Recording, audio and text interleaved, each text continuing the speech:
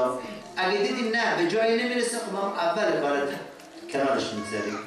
اما شما شرقی‌ها چیکار میکنیم؟ با بوق و کرنا و سر و صدا و تفسیر و خرج و مصرف کار پیش میکنیم بدون که فکر کنیم، وسط کار میمونیم، تمام سرمایه از دست شما گرفته میشه. خب شما ببینید این اون ملکه انگلستان در اون زمان گفت، در حالی که 14 قرن قبل امیرالمومنین درس به ما داده، ما یاد نگرفتیم. حضرت میفهمد و امسک عن طریق اذا خفت ضلالته، چیزی که راهی که برای تو مشکوکه واردش نشو.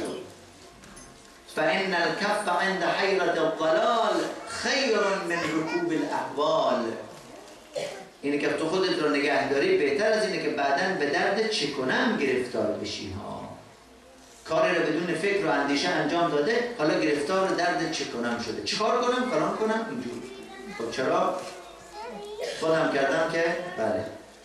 و امسک عن طریق اذا خفت ضلالته فان الكف عند حیرة الضلال خیر من رکوب الاحوال. این سه. چهارم، وأمر بالمعروف تکن من اهله. حسن جان امر به معروف کن. امر به معروف یعنی مردم را امر به خوبی ها کن. امر به معروف یک واجب الهی است. من چند تا مثال به شما عرض کنم. شما میبینید یک جوانی استعداد درس داره، خیلی هم خوبه، نمراتش هم خوبه، میبینید درس و بحث رها کرده آمده سر و بازار کاسبی راه انداخته. جوان عزیز کار تو این نیست. کاسبی جای خوب، کسی منکر کسب و کاسبی نیست، اما خدا این استعداد رو به تو داده، تو قدر این استعداد رو بدان.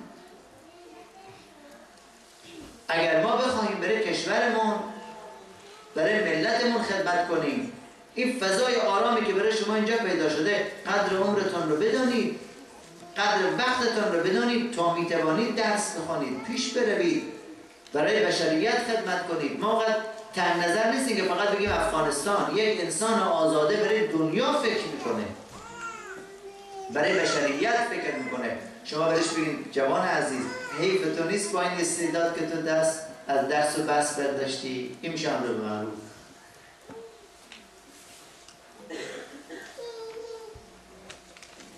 خیلی کسا هستن که در کاسبی بلد نیستن کاسبی کنن، شما کمکشون کنید، بگید آقا از این راه وارد بشو. این میشه امر به معروف.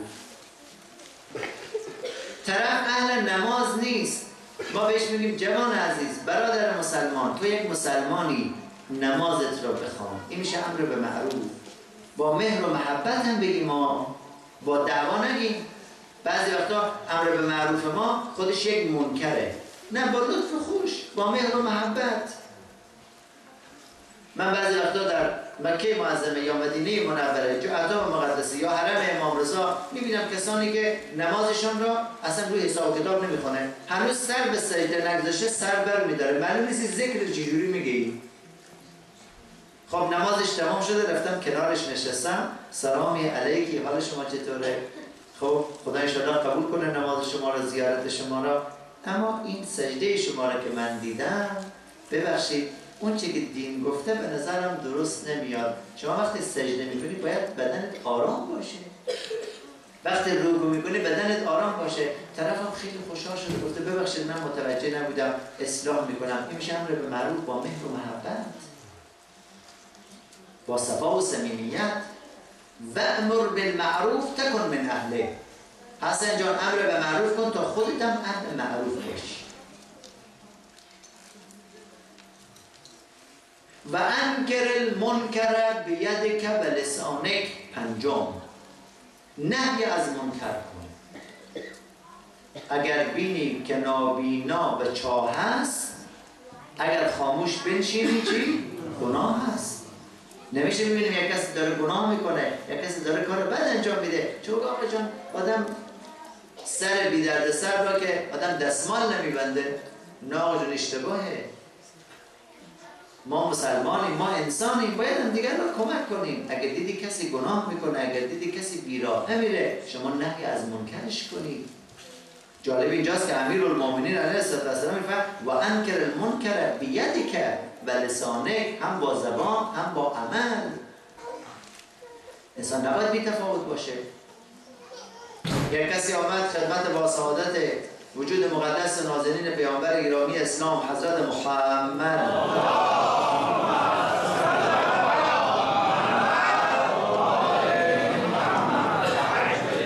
صلی الله علیه و آله و سلم ظاهرا اینجوری عرض کرد یا رسول الله، این که ما امر معروف و نهی از منکر بکنیم این دخالت در زندگی دیگران نیست؟ حضرت فرمودن نه، شما در امور شخصی دیگران دخالت نکنید. مقصود از امر معروف و نهی از منکر امور اجتماعیه که به هم دیگر مربوطه.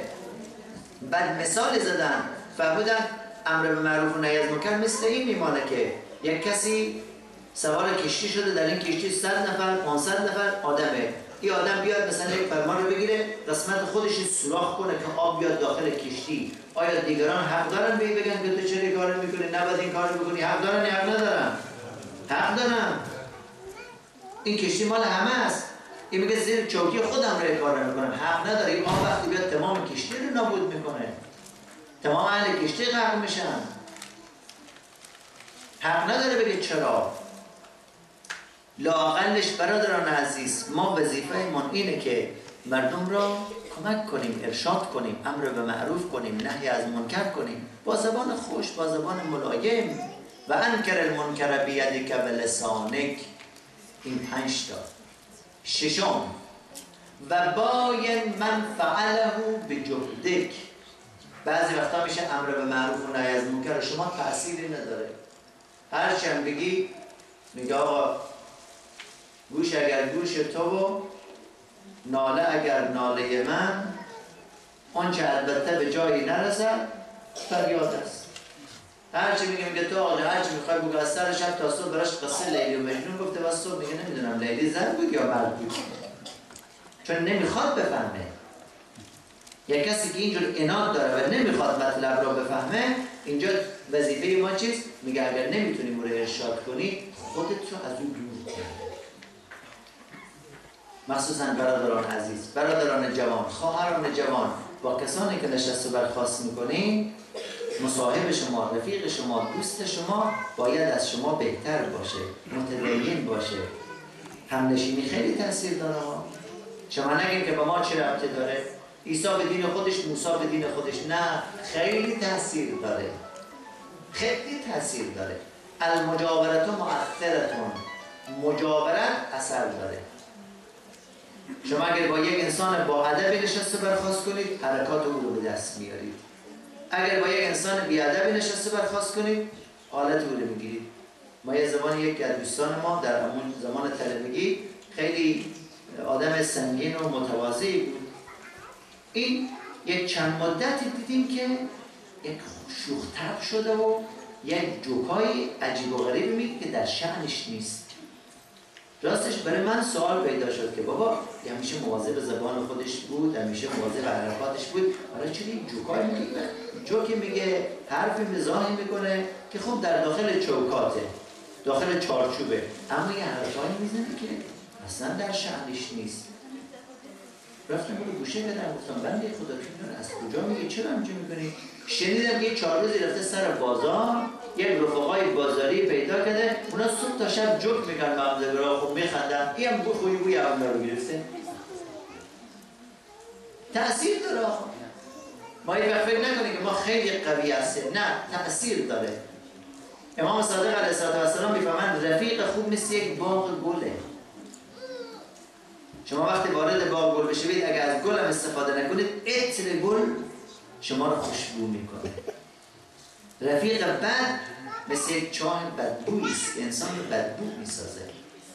باز خدا رحمت کنه سعدی چقدر شعر قشنگی گفته در این رابطه ها برای همنشینی. گلی خوشبوی در حمام روزی، رسید از دست محبوبی به دستم. قدیما که شامپو و صابون اینا نبود، با چی سرشون نمیشستن؟ با گل سرشویی. میگه گلی خوشبوی در حمام روزی، رسید از دست محبوبی به دستم. بدو گفتم که مشکی یا عبیری، که از بوی دلاویز تو مستم. چقدر بوی خوشی داری. بگفتا من گلی ناچیز دیدم، گل بودم. بگفتا من گلی ناچیز بودم، ولیکن مدتی با گل نشستم. کمال همنشین در من اثر کرد، وگرنه من همون خاکم که هستم. با گل نشستم، خوشبو شدم. بگوشید با آدمای گل بشینید. دختر خانما بگوشید با دختر خانمای گل بشینید. باور بفرمایید 10 دقیقه راه رفتن با یک آدم نابا شما رو به سمت او میکشونه. کافیه که شما رو متهم بسازید. اینجا باید فرار کرد. از آدمای بد باید فرار کرد. امیرالمومنین میفرمایند و باین من فعله بجهدک. بینونت یعنی دور شو از کسی که کار بد انجام میده. آی برادران و خواهران، من آدم خشک مقدسی نیستم. 14 ساله که در آلمان رفت آمد میکنم. اینجا رو میدونم خشک نیستم، ولی شما رو به خدا یک مقدار فکر کنید. بعضی از مجالسی که گناه و معصیته در روح و روان شما و زن و بچه شما تاثیر میگذاره. مواظب خودتون باشید. اگر خدا رو میخواهید بر مجلس گناه شرکت نکنید. اگر قرآن رو میخواهید در مجلس گناه شرکت نکنید. اگر عاقبت به خیری میخواهید در مجلس بد شرکت نکنید. به این شعار غلط رو بردارید که ما هم اهل خراباتی، ما هم اهل مناجات. به جای خود مناجات میکنید، به جای خود خرابات. چی رو خرابات میکنید؟ دین رو خراب میکنید. و باید من فعله و بجهده. کسی که با گناه سر کار داره، کسی که بد اخلاق است، با اون نشسته برخواست نکنید. از برای خدا تا توانی میگوریز از یار بد. یار بد بدتر بود از مار بد. مار بد تنها تو را بر جان زند، یار بد بر جان و بر ایمان زند. و باید من فعله بجهدک. این 6 تا. 7 و جاهد فی الله حق جهاده. تا می توانید در راه خدا تلاش کنید، در راه احیای دین تلاش کنید، در راه احیای انسانیت تلاش کنید. و جاهد فی الله حق جهاده. مراد از این جهاد این نیست که شمشیر به دست بگیریم یا اسلحه به دوش بگیریم. نه آقا جان، بعضی وقتا زبان ما از حریم دین جهاد در راه خداست. اخلاق ما جهاد در راه خداست. و کسی که در راه خدا قدم بر بدارد، جهاد داشته باشد، خداوند متعال او را هدایت میکنه، دست او را میگیره. والذین جاهدوا فینا لنهدینهم سبلنا. کسی که در راه ما کوشش بکنه، ما دست او را میگیریم. نمیدونم امشب از آقای مطهری خاطرات به ذهنم میاد، میگیم دیگه استاد شهید، چون اینجور اساتید مربوط به یک طایفه و خاصه نیستن، اینا مربوط به انسانیت و بشریت هم. من این داستان رو زیاد گفتم که ببینید مخصوصا برای شما برادران و خواهران که اگر در این کشورها با لطف خوش، با اخلاق حسنه بتوانید از حریم دین دفاع کنید، به یک برادر مسلمانتان، به یک خواهر مسلمانتان حکم دینی را بگویید با اخلاق درست، ببینید چه ارج و مزدی داره پیش خدا. مرحوم آقای مطهری یک شب قبل از شهادت که اونشون رو شهید میکنن، نصف شب خوابی میبینه، از جا میپرد. بعد خانمش نقل میکنه، میگه دیدم مرحوم آقای مطهری عرق از چهره او میباره. میگه بوی خوشی از بدن ایشان من استشمام کردم. گفتم همسرم چی شده؟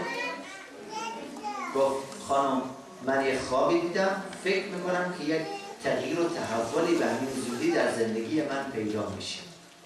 من خواب رو به تو میگم تا وقت زندم به کسی نگو. بعد از مرگ من گفتی اشکال نداره. بلزایشان بعد از مرگ شهادت فردا شبش ایشان شهید میشه. ببینید مرحوم مطهری میگه من همین الان در خواب دیدم یک جلسه‌ای با عظمتی است، در اون انبیاء الهی در اون جلسه حضور دارن، وجود مقدس و نازنین پیامبر گرامی اسلام حضرت محمد